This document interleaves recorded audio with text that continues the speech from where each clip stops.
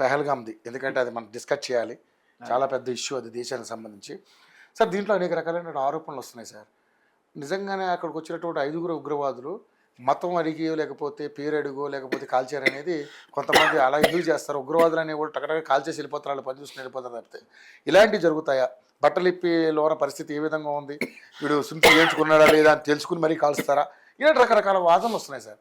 నిజంగా మరి ఈ ఉగ్రదాడిని ఏ విధంగా చూస్తారు సార్ మీలాంటి సీనియర్ నాయకులు? ఒకటి అన్ఫార్చునేట్లీ ఉండొచ్చు, వాడు ఉగ్రవాదులు కాబట్టి మీరు అన్నట్టు ఆ ప్రశ్నలు వేసి ఉండొచ్చు. ఓన్లీ వాళ్ళ పిల్లల మహిళల జోలికి పోకుండా కావాలని వాళ్ళు కాల్చి ఉండొచ్చు. ముస్లిమ్స్ అయితే వదిలిపెట్టి ఉండొచ్చు. దట్ ఈస్ వేరే ఐడియాలజీ. ఐడియాలజీ చేశారు కాబట్టి అసలు అర్థం కాని విషయం ఏంటంటే అట్లాంటి టూరిస్ట్ స్పాట్లో ఆర్మీ ఎందుకు లేదు? పోలీసు ఉండాలి కదా. ఇంపార్టెంట్ స్ట్రాటజిక్ పాయింట్స్లో పోలీస్ ప్రొటెక్షన్, ఆర్మీ ప్రొటెక్షన్ లేకుండా మీరు అసలు ఎట్లా టూరిస్ట్ని వదిలేరు నాకైతే అర్థం కాదు. అదొకటి ఫెయిల్యూర్ టాక్టికల్గా. బట్ ఇది ఖచ్చితంగా మనందరినీ కలిసి వేసినటువంటి అంశం, మామూలు విషయం కాదు కదా. అమాయకులు వాళ్ళు 28 మంది నిర్దాక్షిణ్యంగా కాల్చేస్తారు.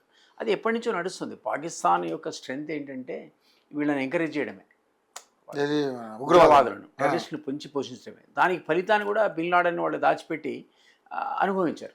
దానివల్ల తర్వాత అమెరికా వాళ్ళకు మీద సింపతి కోల్పోయి, అదర్వైజ్ ఒక స్ట్రాటజిక్ పార్ట్నర్ అమెరికా ఒకప్పుడు వాళ్ళకి.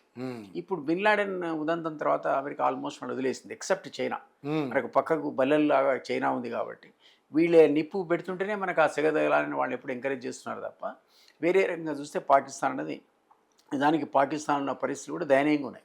అసలు క్రైసిస్ ఉంది. అవును, వాళ్ళు అసదుద్దీన్ ఓవైసీ మంచి మాట అన్నాడు, అసలు పాకిస్తాన్ సైన్యం ఈరోజు ఇండియాని ఎదుర్కొనే పరిస్థితిలోనే లేదు, మీరు ఐఎస్ఎస్ ఉగ్రవాదులను మీరు పెంచి పోషిస్తున్నారు, ఇది కరెక్ట్ కాదని పాపం అసదుద్దీన్ లాంటి వాడు అన్నాడు, ముస్లిం లీడర్ అయ్యండి. సో అతను ఈ సపోర్టెడ్ ఇండియన్ స్టాండ్ అండి, దీన్ని క్రిటిసైజ్ చేశాడు ఈ విషయాన్ని. కానీ అందరూ కూడా ఈరోజు క్రిటిసైజ్ చేయాల్సిన పరిస్థితి అనేది వచ్చింది. ఎందుకో ఒకళ్ళిద్దరు కాంగ్రెస్ వాదులు మరి నిన్న మొన్న ఏదో అది పాకిస్తాన్ ఒపీనియన్ అడగాలి, ఇది కరెక్ట్ కాదు అని మాట్లాడుతున్నారు, ఆశ్చర్యంగా మాట్లాడుతున్నారు. బట్ ఓవరాల్గా దేశవ్యాప్తంగా మాత్రం మాత్రం అది పాకిస్తాన్ ఏదో రకంగా గుణపాఠం చెప్పాలనే మూడిందే తప్ప ఎవరు కూడా ఆ యాక్ట్ని ఎవరు సపోర్ట్ చేయట్లేదు. సో ఇండియా కూడా దానికి సన్నద్ధమై ఉంది కానీ ఇండియన్ మన ప్రభుత్వం కూడా వాళ్ళు తీసుకునే స్టెప్స్ ఏవైతే కనబడుతున్నాయో, అది సింధు నదికి సంబంధించిన అగ్రిమెంట్ సస్పెన్షన్, వాటర్ ఆపేయడం కానీ, వాడేదో కూర్చున్నాడు సిమ్లా అగ్రిమెంట్ సస్పెన్షన్ అని ఉంటే రిటాలియేషన్ ఉంటుంది. సో ఇది మెల్లమెల్లగా ఈ ఎస్కలేషన్ ఏదైతే ఉందో ఈ వాతావరణం అనేది యుద్ధం వైపు పోతున్నట్టు కనిపిస్తుంది. అవును సార్, యుద్ధం వైపు అసలు ఇప్పుడు కూడా తగ్గట్లేదు, ఆర్మీ అంతే కదా. అక్కడ డెమోక్రటిక్ గవర్నెన్స్ ఎప్పుడూ లేదు. 90% వెనక ఆర్మీయే ఉంటుంది వాళ్ళ వెనక. సో వాళ్ళు ఎప్పుడు అరగంటే ఇండియాతో వాళ్ళకి శత్రుత్వం ద్వేషమే తప్ప వాడు ఎప్పుడు కూడా శాంతి కోరుకోడు మనతో. సో అందువల్లనే వాళ్ళు ఒక రకంగా ఈ క్యాంప్స్ అన్నిటిని తుపాకులు ఇస్తారు, డబ్బులు ఇస్తారు, వాళ్ళు మెయింటైన్ చేస్తుంటారు army camps across the border. So ఈ కారణం చేత అది సెన్సిటివ్ ఏరియా మనకు కాశ్మీర్ అనేది.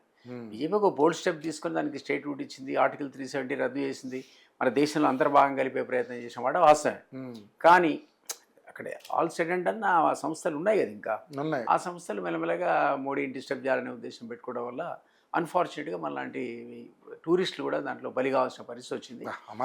అమాయకులు చాలా దారుణం. రిటాలియేషన్ తప్పదంటున్నాను. మీరు వాళ్ళకి బుద్ధి చెప్పేది ఏమన్నా కానీ కాస్త కూర్చో ఇంటర్నేషనల్గా ప్రాబ్లం వస్తుంది. మనం వారికి పోతే చైనా అనేవాడు పాకిస్తాన్ వైపు వస్తాడు, కంపల్సరీ సపోర్ట్ ఉంటుంది, రష్యా అనేది మనకి సపోర్ట్ వస్తుంది, ఈ యుఎస్ఏ న్యూట్రల్ స్టాండ్ తీసుకుంటే తీసుకోవచ్చు.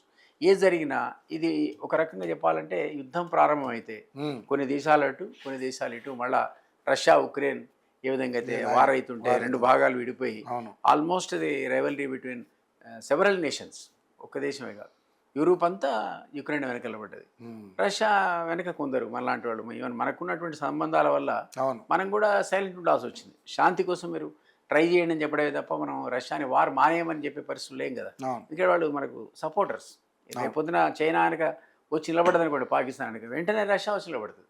అట్లాంటి ఫ్రెండ్ మనం కూడా కోల్పోలేం. సో దాంట్లో కూడా మోడీ గారు కీలక పాత్ర శాంతి వార్ తీసేయాలనేటువంటిది వైపుగా పోయాడు ఆయన.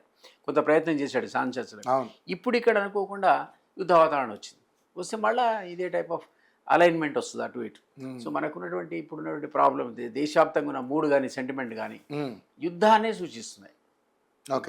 యుద్ధమే శరణ్యం అంటారు, అట్లా అనిపిస్తుంది అట్లా. ఎందుకంటే పాకిస్తాన్ వాళ్ళు ఎప్పుడూ మన ఒక ఒక మిత్రులు కానీ అబ్బే సమస్య లేదు సార్, ఎప్పుడు డిస్టర్బ్ చేయాలనే ప్రయత్నమే. 100%. క్రాస్ ద బార్డర్ ఎప్పుడు మన దగ్గర మిలిటరీలను పంపడం, కరెన్సీని ముద్రించి పంపడం.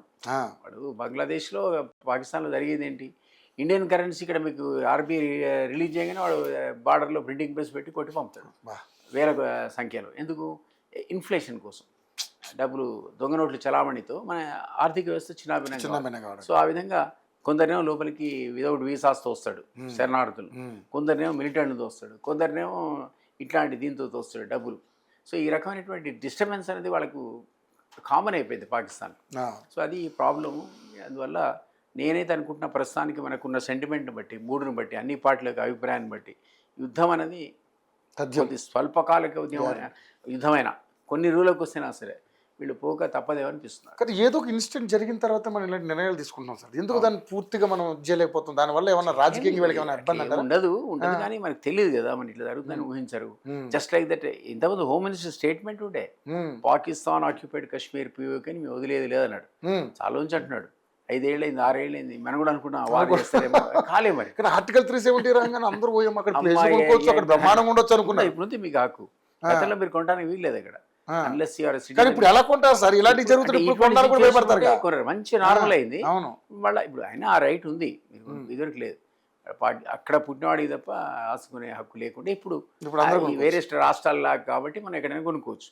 కానీ మీరు అన్నట్టు అసలు లైఫ్కే సెక్యూరిటీ లేకపోతే మీరు పోయి ఏం భూమి కొంటారా? సో ఆ కారణం చేత హోమ్ మినిస్టర్ అనడమే విన్నాం కదా తప్ప ఏం జరగలే. ఇప్పుడు మొదటిసారి అనిపిస్తుంది అంటే ఇది ఎవ్రీడే ఓ రోజు డిఫెన్స్ మినిస్టర్ మీటింగ్, ఓ రోజు ప్రైమ్ మినిస్టర్ మీటింగ్, ఓ రోజు హోమ్ మినిస్టర్ మీటింగ్, ఓ మొత్తం మన 3 దళాల అధిపతుల మీటింగ్ సిరీస్. అండ్ ఇవాళ నిన్న కూడా పాకిస్తాన్ ఆర్మీ ఎల్ఓకే నుంచి PoK line of control LOC line of control నుంచి క్రాస్ ఫైరింగ్ ఇటు జరుగుతుంది అటు జరుగుతుందని ఏమంటారు మూతోడు జవాబు దియా ఇండియన్ ఆర్మీ అని ఇప్పుడే పొద్దున చూశారు. అంటే నడుస్తుంది, exchange of fire already start అయింది. ఇది మెల్లగా ఎస్కలేట్ అవుతుంది. స్టార్ట్ అయిందంటే ఎస్కలేట్ అవుతుంది. సో అది తప్పదేమో అనిపిస్తుంది మరి ఇప్పుడున్న పరిస్థితి బట్టి.